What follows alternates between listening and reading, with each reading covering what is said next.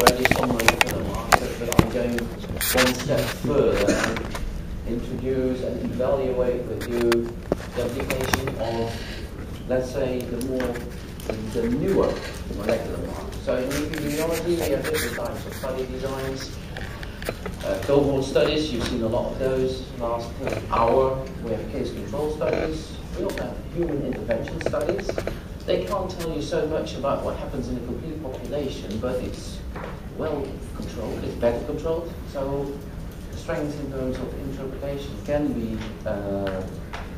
better. You can better understand what your intervention does. But then again, it's more difficult to extrapolate to a bigger population. So I'll go into that, and I will illustrate in a couple of studies how we can use biological markers in that sort of studies and samples derived from these studies. And that can be different types of markers. I don't know, probably Joost van Delft has already introduced you to some cellular or molecular markers that can be used. I know this afternoon, Jos Kleinhans is coming. He will go over, he will give a broader view of different types of biological markers than we use. I will just pick out a few, and maybe you have come across these already before. And then the studies that I will show, and I've only got 3 or 4 studies. They all aim at understanding the relationship between exposure on the one hand and the effect on the other hand. So, and the aim is, of course, to see if we can understand what's happening and give us also insights and identification of targets for prevention, because that's what this part of Roxel about, trying to see how we can prevent disease by understanding this relationship between complex, usually environmental or dietary exposures, and how we can use this to see if there are subpopulations that are more susceptible or need additional attention in terms of preventing disease. So I always like short titles, but actually this is what we're going to do. We look at applications of biomarkers and omics approaches. So it's typically omics biomarkers in relation to the more traditional ones and different types of human studies, the different guys I indicated, in order to identify molecular targets for prevention. Okay, so this is my outline. I will shortly give an introduction on different types of omics markers that we could use. And then I'll give 2 examples in the context of a big European project that has just been finished. I switched off my phone, but apparently not completely, so I'll switch it off entirely.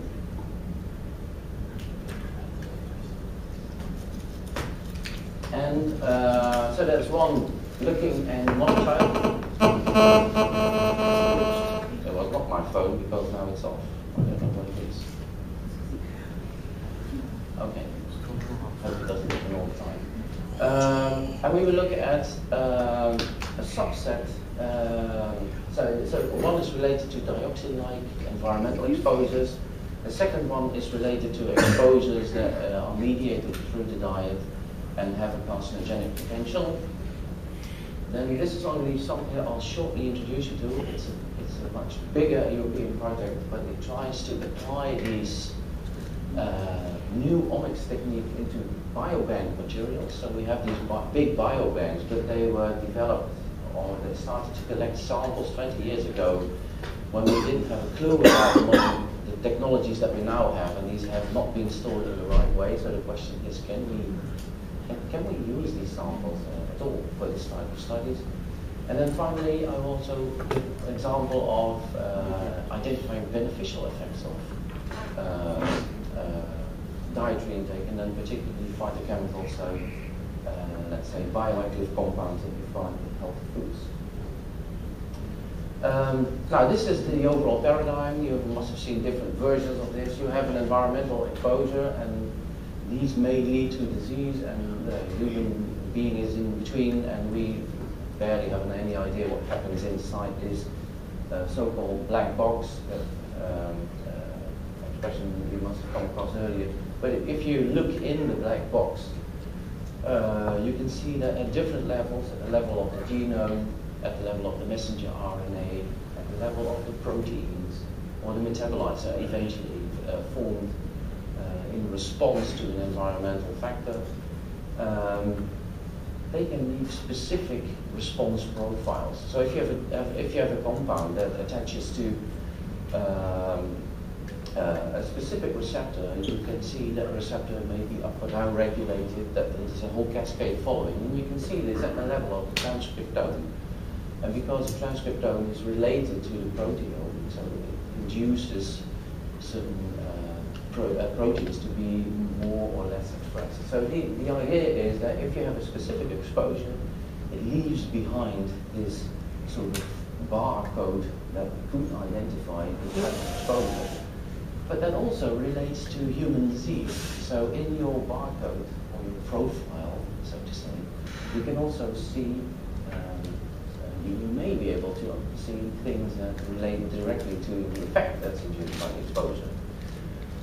So these profiles can be assessed using a combination of high-throughput omics techniques that are without prior hypothesis, and it gives some insights on the mode of action, so actually the mechanism of toxicity, or if you wish, beneficial effects would work exactly the same way.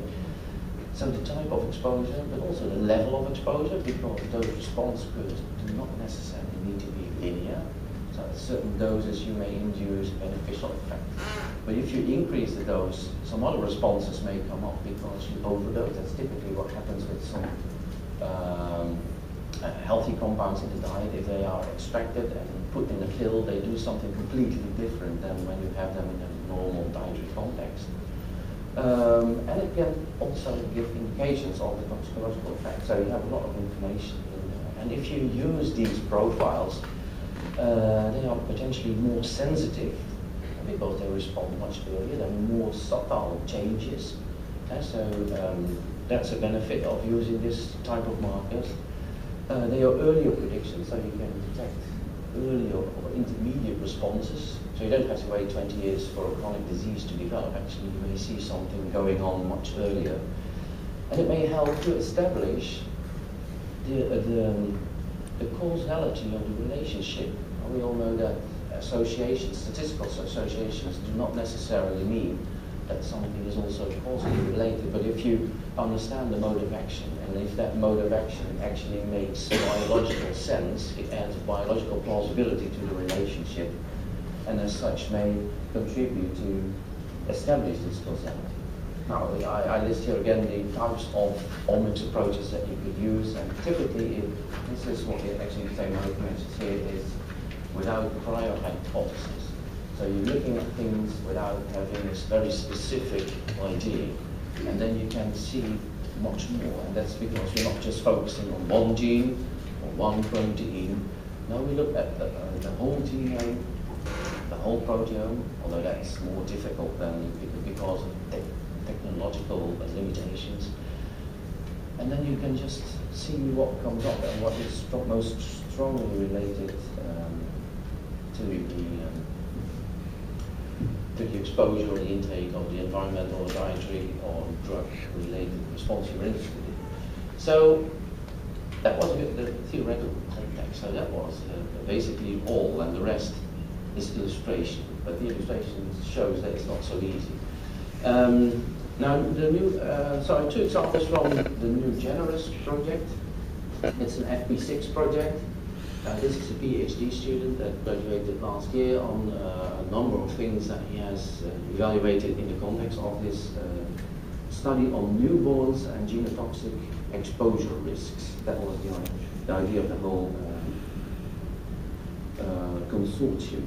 Now, these are a number of cohorts and participating countries.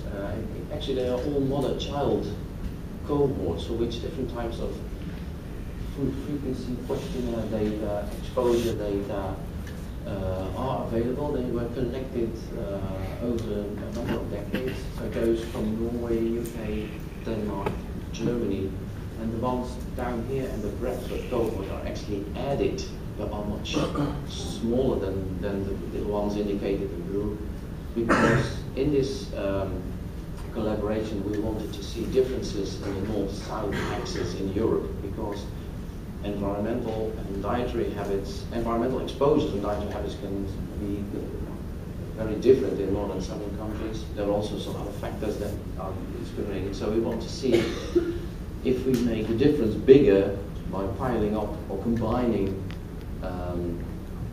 the different studies throughout Europe, that we would see a stronger response. And in this first study, we used mainly the material of the Norwegian cohort. And the aim was to investigate at the messenger RNA level the transcriptome responses to exposure during pregnancy to carcinogens. And actually, in collaboration with a lot of other people, we measured quite a lot of different things. But what we are mainly looking at now is the transcriptomics in samples from the study that we did in combination with the exposure assessed on the calyx, which was performed in the blood. And what the calyx assay does, I will explain in a minute. And also we will look at the micronucleus frequency. Now, who of you knows what the micronucleus is? Nobody does. I know that it's being it will be introduced this afternoon by Jos Kleinjans in more detail, but I will shortly I'll shortly explain what it is. Now, as we know, the exposure of a pregnant woman to these typical environmental persistent compounds that we call as a group dioxins, and that may have many different health effects, that the placenta is not really a hard barrier. So in utero, unborn children are exposed to these compounds as well. And we know also that the toxicological health effects are mediated by interaction with a receptor, which is the AH receptor. So if you have these classes of compounds, and actually polycyclic aromatic hydrocarbons also activate this receptor, they bind, they go into the nucleus, they activate the transcription of all sorts of enzymes that are involved in metabolism of these potentially toxic compounds, but PAHs can be easily metabolized, but some of these persistent compounds, the dioxins, are much more difficult to metabolize. So you see here, for instance, P450 and other proteins that on the one hand contribute to the elimination, so it's a detoxification, essentially, but it's also mediating the eventual toxic effect. And now in this calyx assay that I indicated, there's a sort of a reporting gene assay. So what Biodetecting Systems has done, it's a company, it has produced these so-called calyx cells, and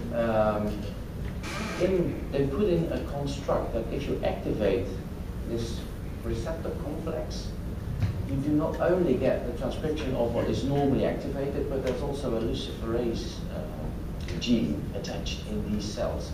So it means, how you should interpret this, if you have an exposure, it activates the receptor, it activates all these genes, but it also produces light, and that's where the lux comes from, K-lux. And so the more exposure, the more signal you get from these cells. They sort of light up. And so it's an indirect measurement, what we call a gene reporter assay, to establish exposures. About the construct, you will be informed this afternoon how it works. And this is the second test, the micronucleus assay, and actually you could say it's just a way of measuring DNA damage, DNA breakage. So if you have a normal cell and it's exposed to, let's say, for instance, radiation, you get breakage of the DNA. And you can imagine if you stimulate such a cell to divide, the majority of the DNA material is separated as it should. But things that are cut off, so fragments or sometimes even whole chromosomes that are not correctly divided over the two cells, they sort of remain as what you could call a micronucleus. It's a small nucleus, but this part is probably supposed to be subdivided over these cells as well. So if you look under the microscope, these typically what we call binucleated cells, so they are, before they really separate, you can see and detect these micronuclei. Well, you can understand the more damage, the more micronuclei you see. So if you have a population that runs around with lots of micronuclei, they're probably exposed to something that induced them. What is particularly interesting about the micronucleus, actually it's the best validated biomarker of carcinogenesis that we have. So there's a lot of other things that you can measure in genotoxicity, but this is, at this point in time, the best that we have.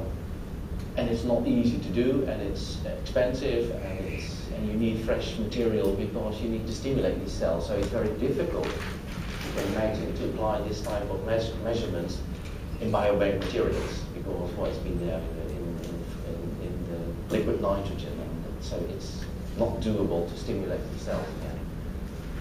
Okay, now what did we do in the context of this specific question? We correlated the gene expression profiles with information about food frequency intake. So that is questionnaire data. This Calyx assay, a different variant, but we look at the dioxin responsive Calyx assay. Forget about the hemoglobin adducts and the micronuclei. This is a lot of information, but we're not going to look at all of it. What you see here is the Calyx assay, and here you see the micronucleus. And so what you see, if you look at the total number of genes that are differentially expressed, so if looking at whether you have a correlation, these are Pearson correlation-based identified genes, there's a very limited number of genes that actually correlate with this exposure. So you would guess there's nothing going on. Same holds is a little bit more for the micronucleus assay. If you would look at it just this way, then you would not see it happening. But if you subdivide the group in boys and girls, then we see that there's a huge. If you look at these two figures, I'll show them separately afterwards. You can see there's a very specific difference between boys and girls responding to either an exposure or an effect marker. So this needs, this indicates it needs further attention. And also, if you look at the overlap, well, these boys really do respond differently because they give a completely different pattern. So the question is, what is behind it? And why would it be relevant? Well, we were interested in figuring out relationships between diseases and exposures. And if you look at gender-specific type of cancers, that you see that typically for leukemia as well as brain or neurocental system tumors and lymphomas, you see that the boys are, at some levels, maybe even have twice, the incidence is twice as high. So there needs to be something out there in terms of exposure or responses to exposure that may explain what is going on here. And these trends for these diseases are also steeply inclining. So there is something in our food, our environment, that actually causes these risk levels to rise. And if you look at the Calyx, read exposure to these potentially dioxin responsive compounds, because it's not just one compound, you see there is really no difference between the boys and the girls. So if you would look at the level of the exposure, you would say, well, of course, they live in the same environment, they have the same sort of exposure level, yet we see that they respond differently to the exposure. And so this is the same data, these 371 versus these. So the question is, based on the number of genes significantly correlated with the exposure, we see a higher response in the males in relation to dioxin exposure.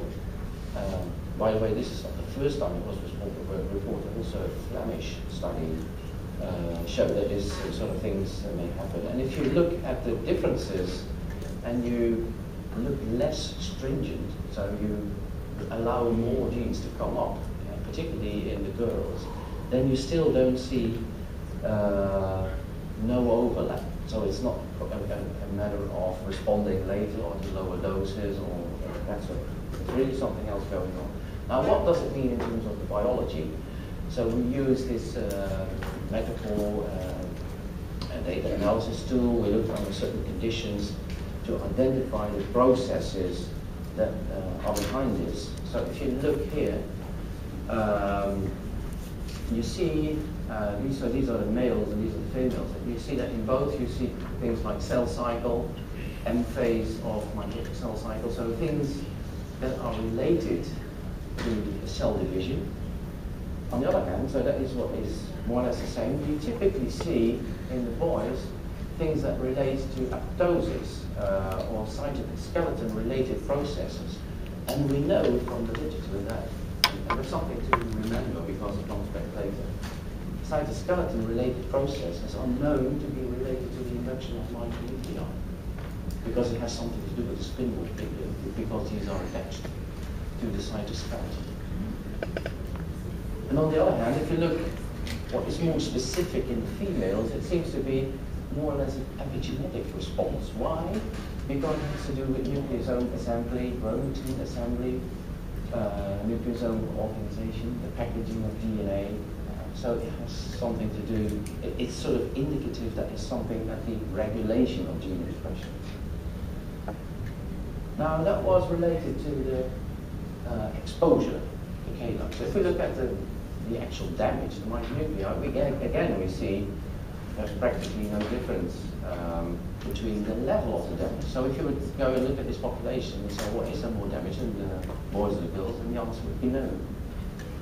But the difference in the response between the boys and girls is even higher here. So there's a significant number of genes that correlate with the micronuclei, nucleated cells. And of course, here is again the question, what does this mean in terms of biology? Well, as you can see, that means obviously a lot because we have a lot of genes.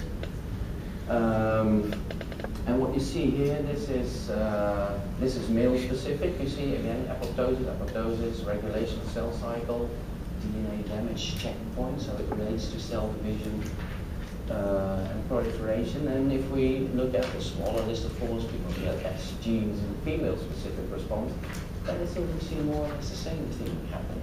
And so here we see that both male and female responses are more or less at the same level, cell cycle, transcription, and translation. So although the number of genes are different, they seem, at the level of the biological processes, it seems to be more or less comparable. So what are the take-home messages from what I just showed you? You see that correlation analysis gives a limited number of genes, so it gives only very little information if you combine the two, but if you separate them, then you get a big difference.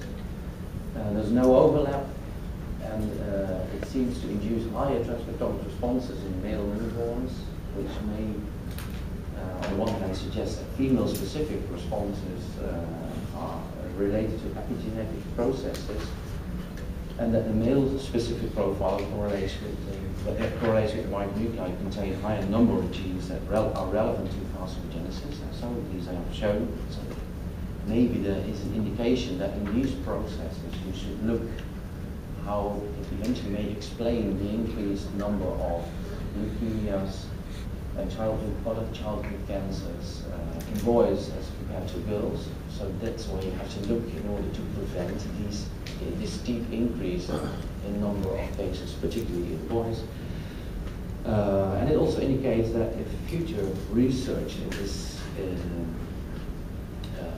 this type of studies, regardless of what we find here, is key to discriminate between certain subpopulations. In this case, it's gender specificity. But you can imagine that all sorts of diseases are influenced by hormone-regulated processes, specifically some types of cancers. Okay, that was one type of study. So these were the key messages. Look at subpopulations because something may be hidden in there that you would never have seen if you would not have this untargeted approach using these genomics markers. I don't want you to reproduce the actual facts. I want you to understand what the additional value is. Actually, that was a question in the test last year. Can you explain what the added value is of genomics markers in epidemiological studies? And that's a key thing, so I might just ask it again. And now I go to the second example. Yeah, write it down. This is a smaller setting. So this is again looking at micronucleus frequency, but now it's specifically related to a diet-induced exposure, the so-called nitroso compounds. And this is not done in the population in Norway, but in the Danish population, and the reason was that we had, in the context of this project, biological material that was sampled in order to enable transcriptome analysis. So these were collected in so-called RNA later, which is a stabilizing agent to do this. And on top of that, we collected urine, and urine was not standard available in these cohorts. I think that Peter Leblanc may have indicated what they have in the Dutch cohort, and they have very little biological materials. There's no blood, there's no urine, but they have toenails, so you can analyze past exposures to certain compounds that are very stable. In this case, we collected urine in addition to what was already available, and the aim was to investigate how transcriptomics responses in the mothers related to potential carcinogenic exposures to N-nitroso compounds or NOx. Now, what are these kinds of compounds? Well, here are some chemical structures, and what is typical in these structures is the N-nitroso, so it's always N and O. And these are very mutagenic, so they induce changes in the genetic code. They are genotoxic, so genotoxic carcinogens established in many different animal models and in many different organs. Actually, in all organs of these animal studies, these compounds show carcinogenicity. And they do so by alkylating, so these compounds can be either spontaneously decay or be metabolized, and depending on whatever group is here on this N-nitroso, so these are all methylating compounds, so they attach a methyl group to DNA, which makes it mispairing during cell division or DNA synthesis, inducing thereby mutations. But they can also be bulky things, so bigger things like these complex rings or combination of rings, giving a bigger habit. Now, these compounds are present in certain types of food, particularly cured meats, but also it used to be a lot in beer. Fortunately, they found something to reduce it, so beer drinking, I think, that's still safe. But they can also be formed endogenously. So if you have absolutely zero exposure to nitroso compounds in your diet, so that's something that you can use in terms to prevent exposure, they will still be formed in the gastrointestinal system from precursor molecules, the amines, and nitrosating compounds that may be derived from nitrate or nitrite, or from inflammation. So if you have NO, some inflammatory cells produce NO to kill bacteria, so that's a defense system, but this NO, the different ways of doing this, they can actually generate this sort of carcinogenic compounds. So that's also one of the reasons why inflammations contribute to cancer risk, particularly chronic ones. Okay, so that's it. They may contribute to cancer risk. So particularly the combination of meat consumption, certainly preserved meat, meaning meats with high levels of nitrite, in combination with sources of nitrate, which actually you find in green leafy vegetables. They can be converted in the oral cavity into nitrite that produces NO, and this combination can actually give rise in your gastrointestinal tract to this type of compound. So what we do, as I said, we analyzed in this subpopulation micronuclei. We looked at gene expression using Agilent arrays, so 44,000 features on these arrays for looking at up and down regulation. And the idea was that we would identify these effects in human population that could also link exposure in humans to carcinogenic risk. And we know that these compounds from in vitro studies that have been published before by our group, that they induce certain specific gene expression profiles in cell culture. And so this idea was that we would check sort of a pilot study in a population for which we have all these data. And we do it by comparing groups with high exposure so with respect to not concentrations in the urine, or with high micronucleus frequency. So you have 3 tertiles, the low group, the middle, and the high. And basically you ask the question, is my gene expression, do some genes become upregulated by high exposed versus low exposed? Or if I have high micronucleus frequency or low micronucleus frequency.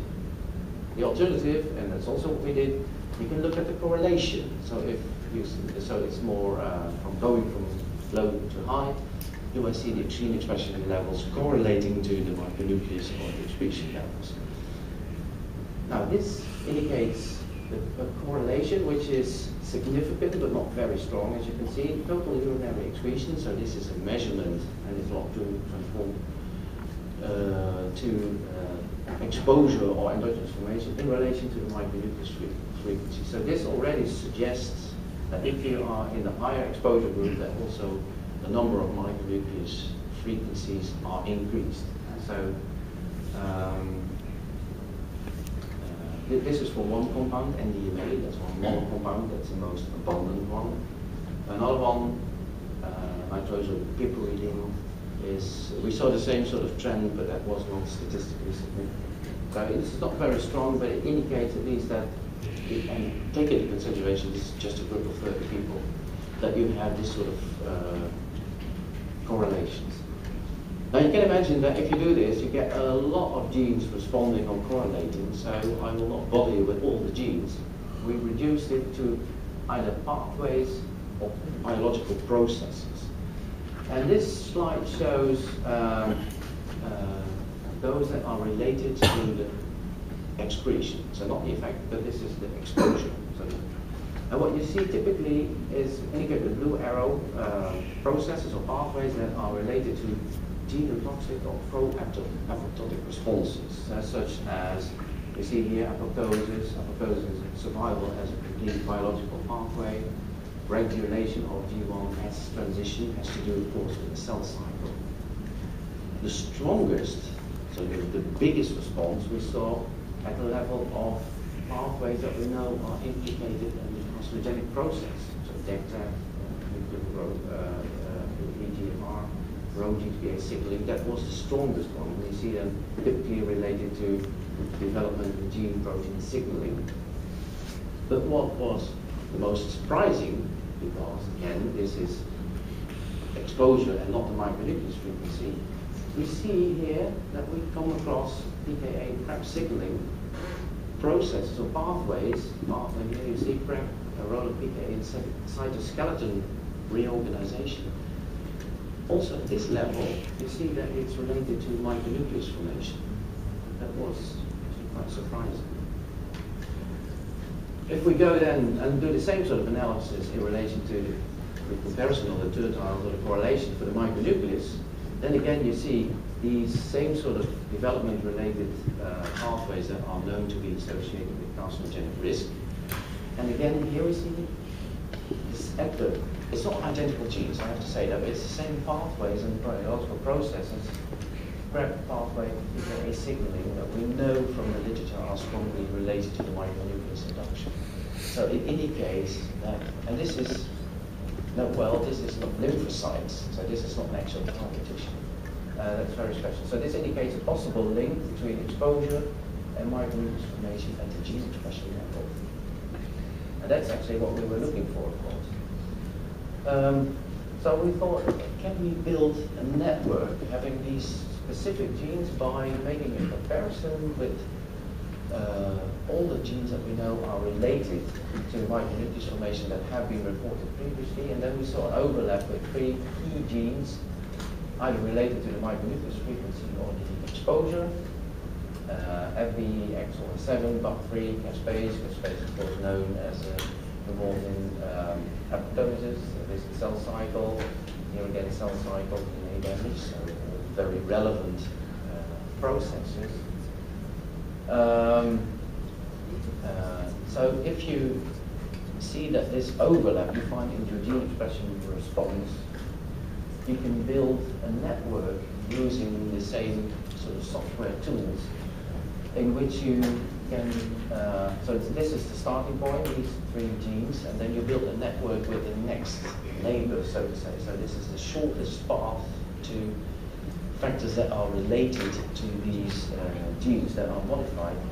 And if you then look for an overlap, what has been reported, then you see there are a number of genes, caspase 8, glutein, SMAC3, that are also known to be related to the micronucleus.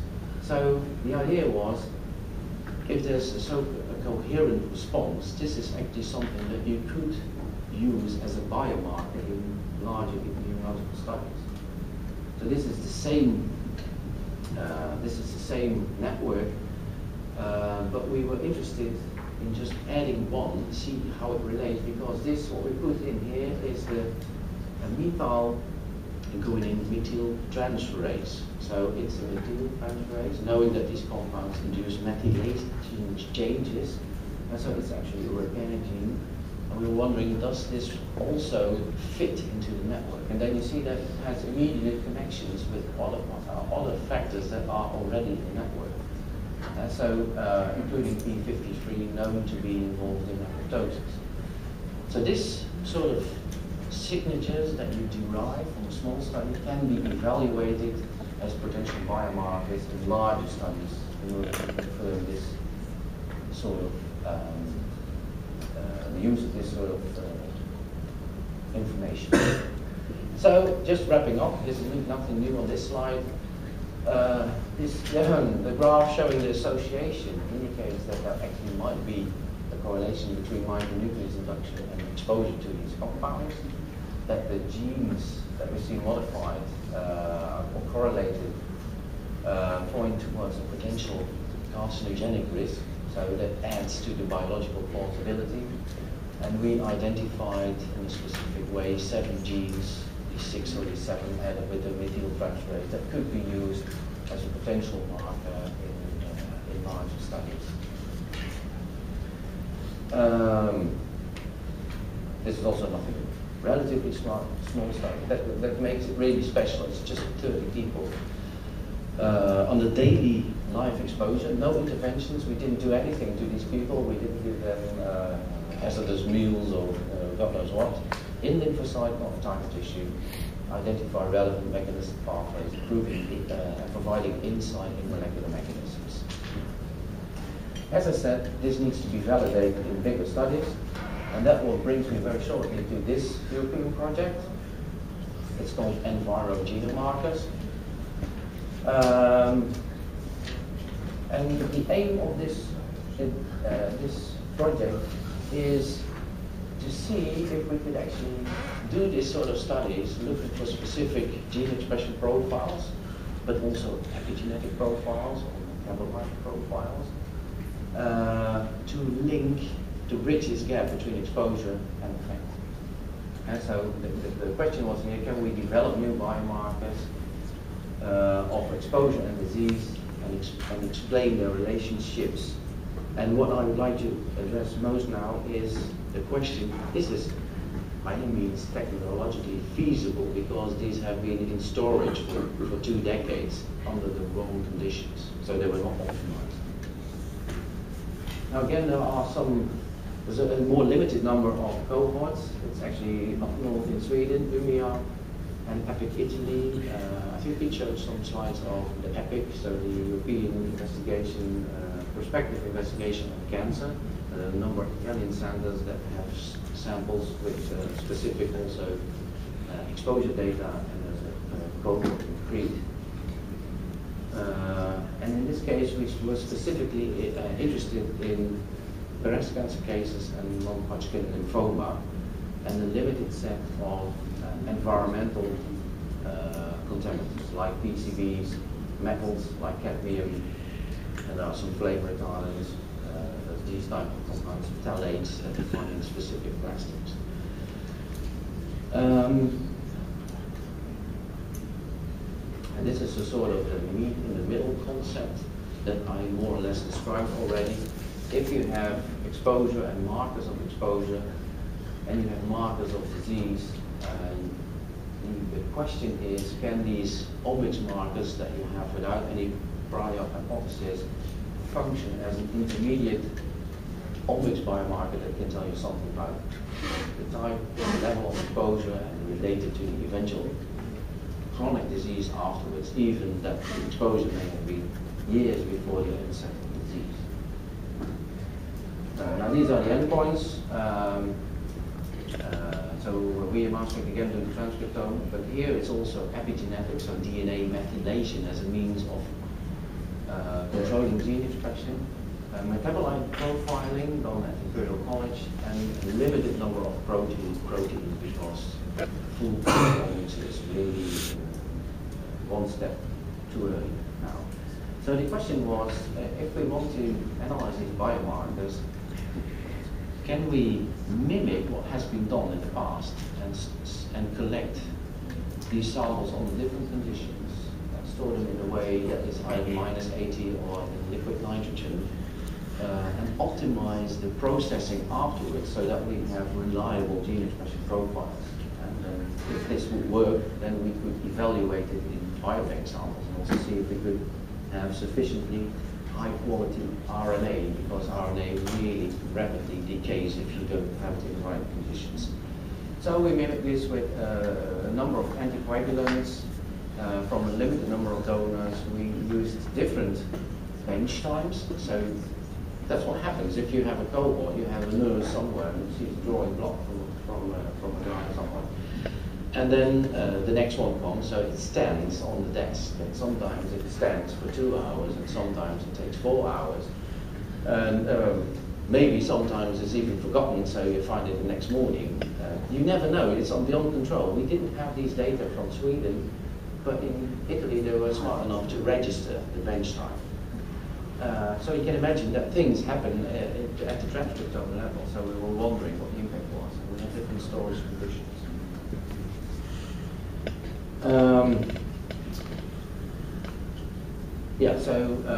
What we did, these techniques to thaw the blood, they were stored in different ways. So some, in Italy they used really straws, like you have when you drink your cocktail.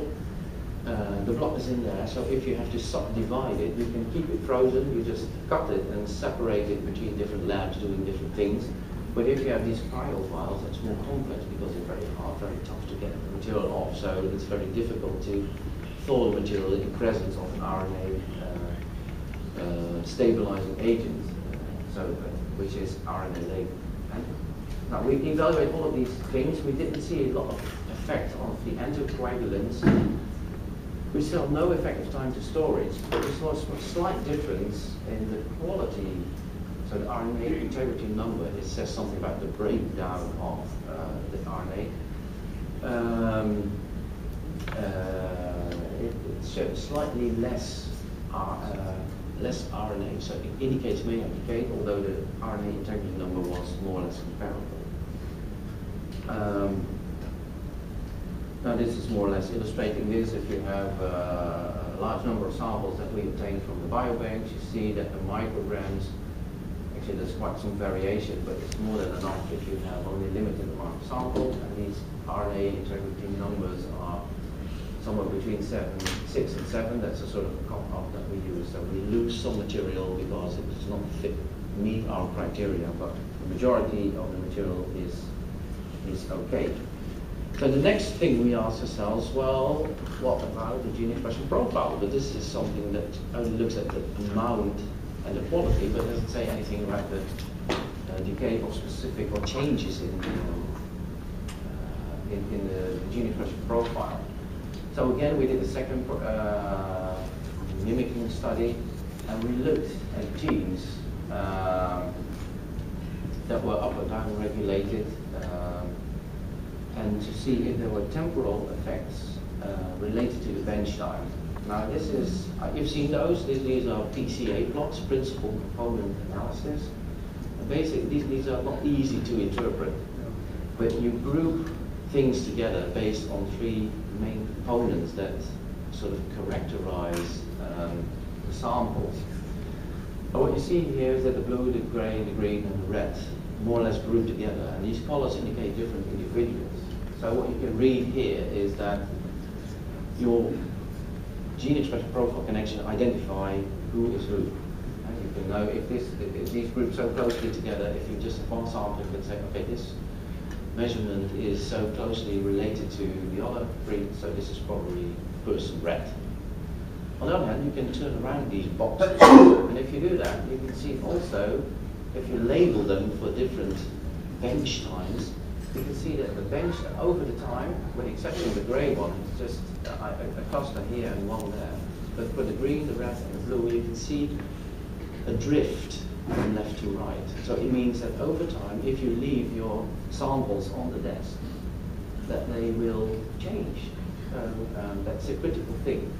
And if you look for the different subjects, you see there's a big overlap. So it's the same genes in these people that change when you just leave them on the bench. And if you look at what these genes have to tell you, they strongly are involved in apoptosis and survival and to a less extent DNA damage or immune responses. Now that's not so strange. If you draw a blood, it's literally a living tissue. And it starts dying. It's not happy when it gets cold or when it is deprived of nutrients. So these cells become apoptotic. So actually the fact that you see this happening in all these cells, it makes sense. So one of the cut-off criteria for using these approaches is that you actually have to control the sample, that you have to know how they have been treated, and given certain specific conditions, you can use this sort of approaches in these cells, but you have to know whether they have been left on a bench or not. If that's not one of the criteria for sampling, then you cannot be sure that your biological materials are okay for this sort of approach.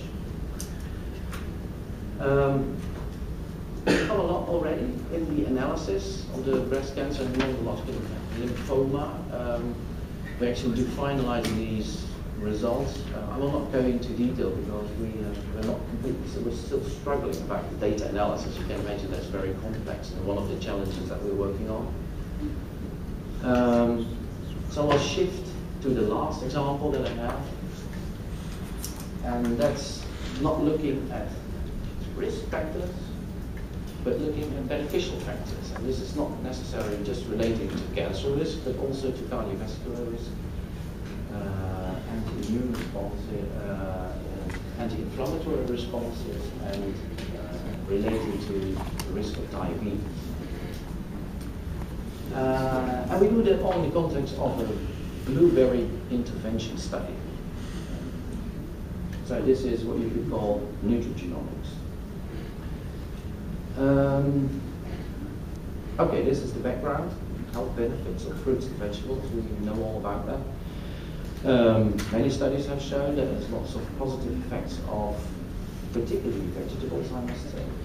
And these are commonly attributed to certain bioactive compounds like fiber or specific antioxidants, but there's a lot more to antioxidants than just being an antioxidant. So we call them phytochemicals. So they are specific compounds that you derive from plant-based foods, so to say. We know that, for instance, some of these compounds behave a little bit like toxins. A good example is, for instance, these indole-3 carbinols that you find in cabbages or broccoli. You know what they do? They activate the AH receptor. And the AH receptor is the key mechanism of toxicity of dioxins. And so I had a PhD student figuring out how on earth can it be that healthy food, you also find it, for instance, in grapefruit, particularly skin pods and grapefruit juice. These compounds activate the AH receptor, and we will regard the effect as beneficial. And if another compound activates the same receptor, it gives the same transcriptomic response, almost identical, you still have different effects. Now that's puzzling. So we know that these phytochemicals can do a lot more. And how can we interpret that in terms of being either beneficial or a risk factor? So this risk-benefit analysis is really interesting and an intriguing field, but it's even more complex than understanding the things that really are related to the risk.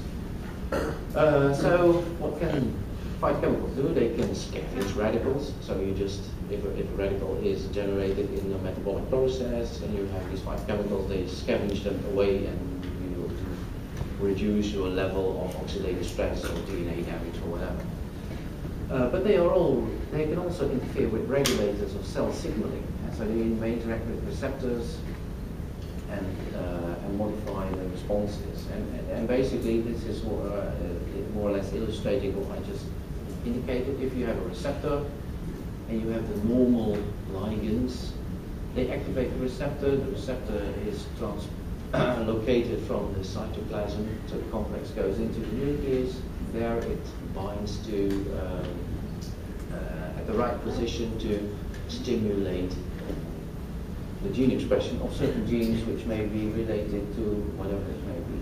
If you have these phytochemicals that do exactly the same thing, you get the same sort of response. So they can activate antioxidant enzymes, for instance, because sometimes that is what is the end point of the signaling cascade. It can stimulate the metabolism. I've shown in one of the first slides P450 to metabolize, for instance, PAHs, which do exactly the same.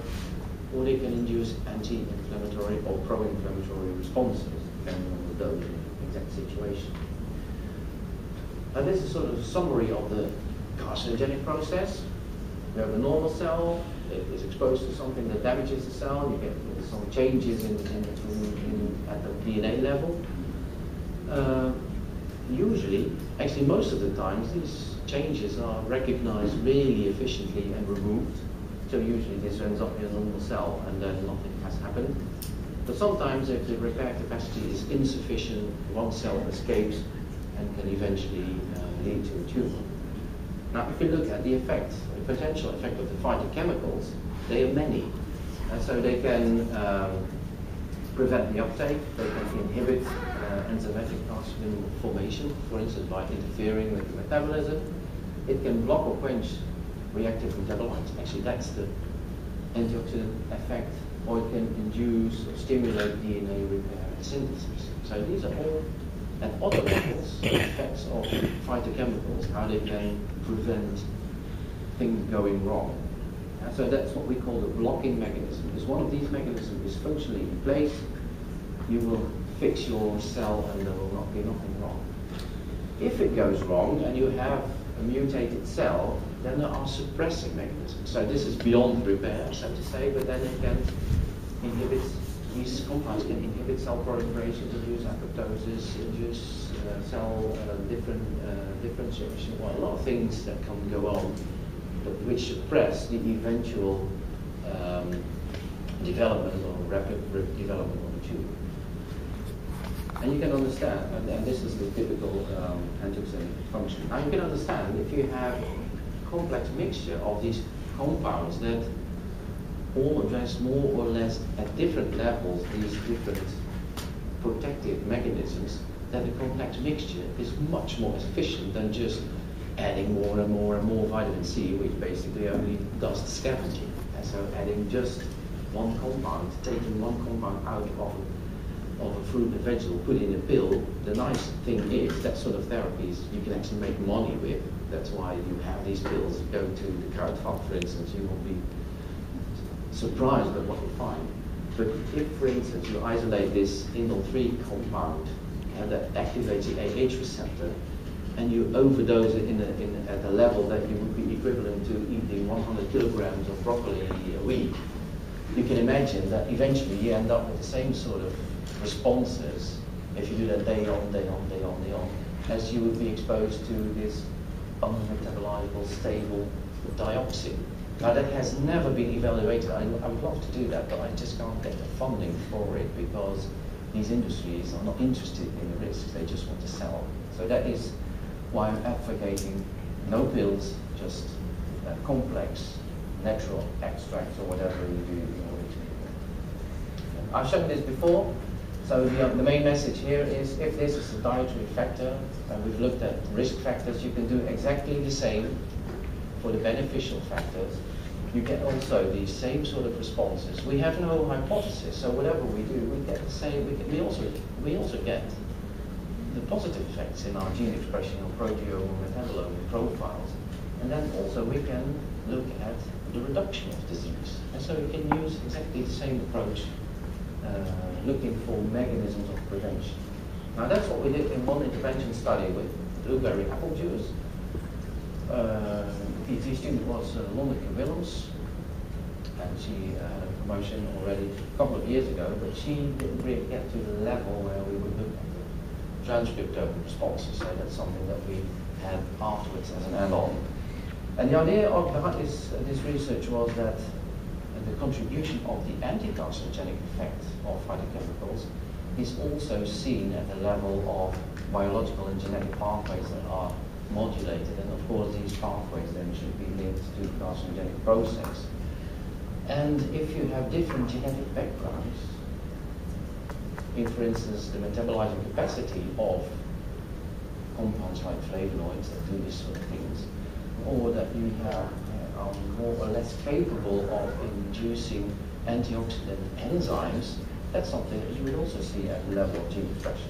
And so more specifically, the hypothesis was that individuals with genetic polymorphisms in genes that are related, for instance, quercetin, which is a model compound that we are looking here for a whole class of phytochemicals in the blueberry, to the metabolism of this phytochemical, to the antioxidant or oxidative stress parameters or DNA repair, that they also differ in their response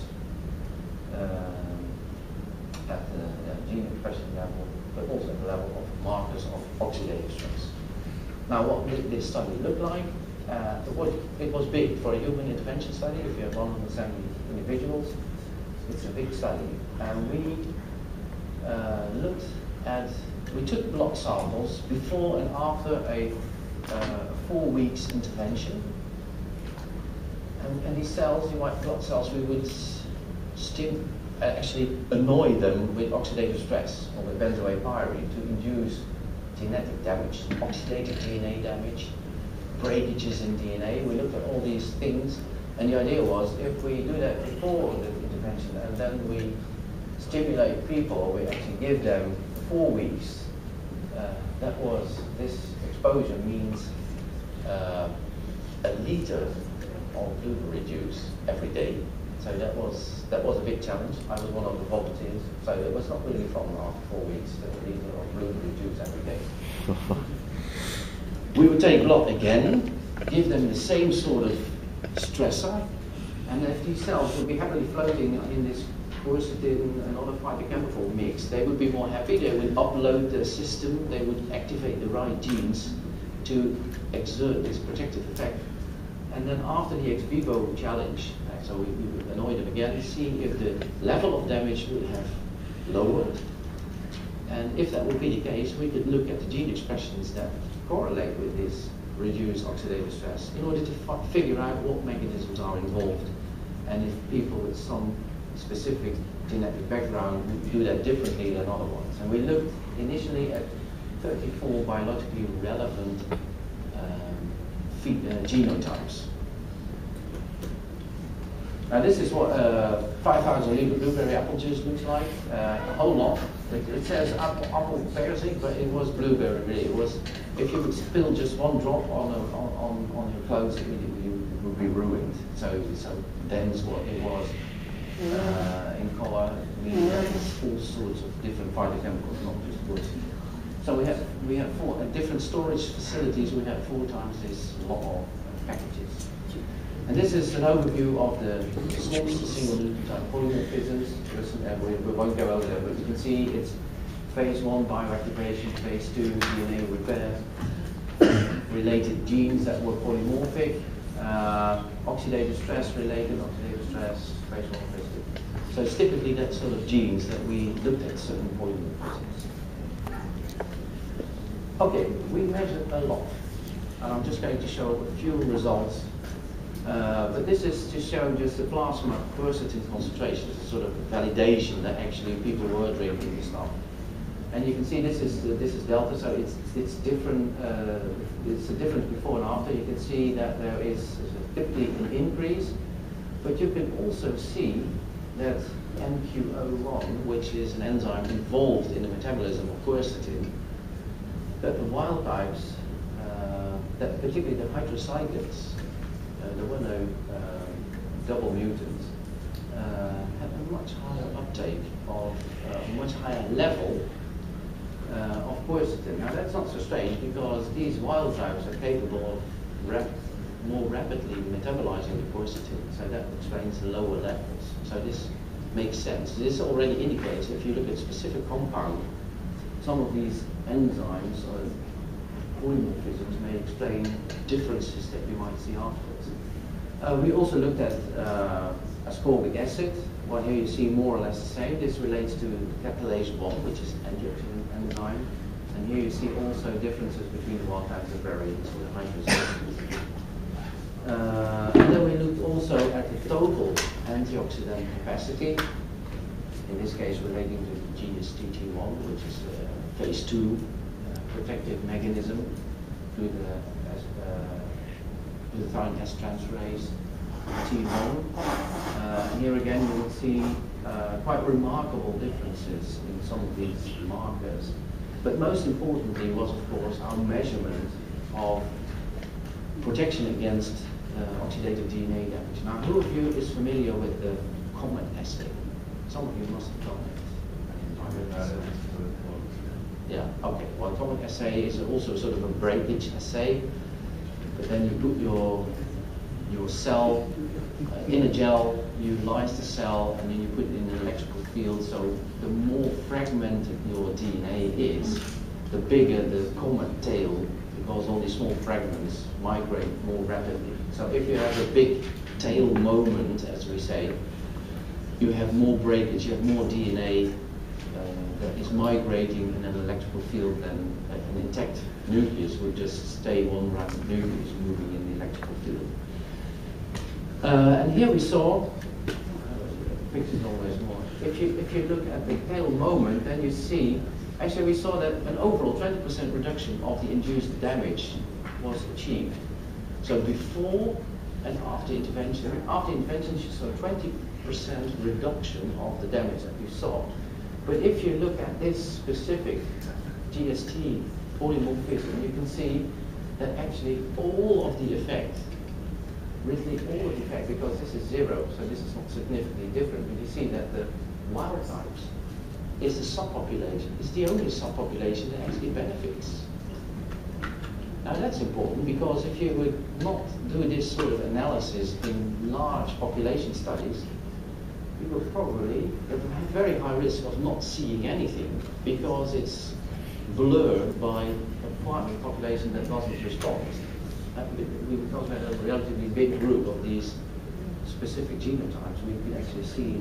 So this, you could also say, the overall, if you look in a specific group, the percentage of prevention of genetic damage would even be more than this. And this group is smaller than the total group, so it would be more than 40%.